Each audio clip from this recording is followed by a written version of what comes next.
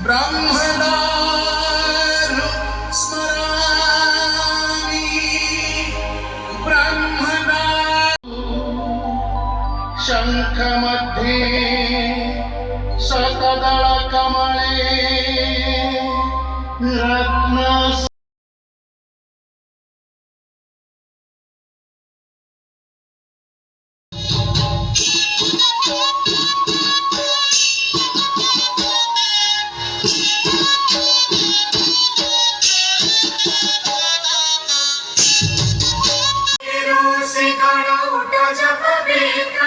जननी जननी जननी सुंदर मंदिर मंडित देश चारु कलावली शोभित वेश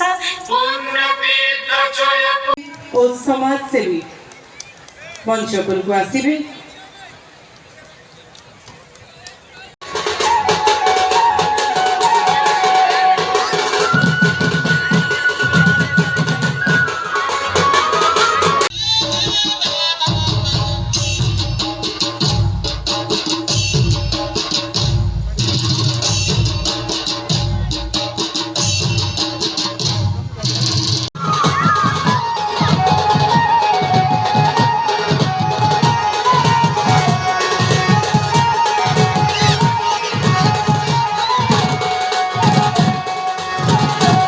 ଆପଣମାନଙ୍କୁ ଚକ୍ରବ୍ୟୁହ ରଚନା ଠାରୁ ଅଭିମନ୍ୟୁ ମୃତ୍ୟୁ ଏବଂ ତାପରେ କିପରି ଭାବରେ ଦ୍ରୋଣଙ୍କର ପଶ୍ଚାତାପ ମଧ୍ୟ ଆପଣମାନଙ୍କୁ ଦେଖାଇଲେ।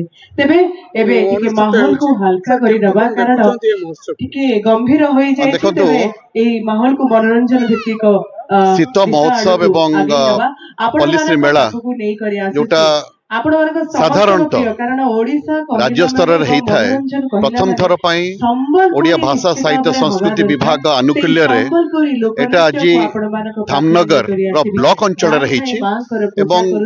आर समस्त श्रेय ओडिशा सरकार को दौची। विशेष भाव में आम जिलार जे कि राज्य स्तर आम जिलार मंत्री आम समस्त प्रिय ओडिया भाषा साहित्य संस्कृति विभाग मंत्री मान्यवर सूर्यवंशी सूरज को दौची।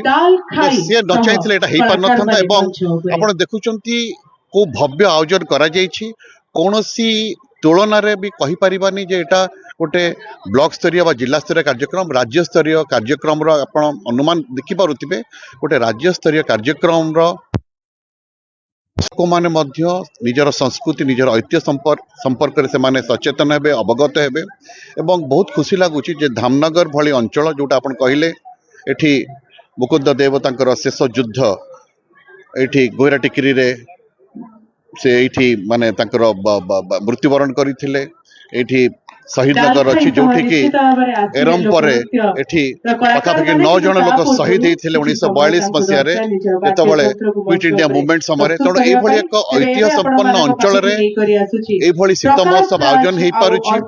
आउ थे शीत महोत्सव धामनगर शीत महोत्सव कमिटीर समस्त सदस्य सदस्य मानक एवं अंचलवासी को ओडिशा राज्य सरकार को बहुत बहुत शुभेच्छा ज्ञापन करुच्ची आशा करुच्ची या द्वारा आम अंचल कला संस्कृति अनेकांश प्रोत्साहित हेबो आम समस्त अंचलवासी गोटे सूत्र रे बांधि पारिबे माने सुख शांति एवं समृद्धि सूत्र रे बांधि पारिबे ए कार्यक्रम माध्यम। धन्यवाद।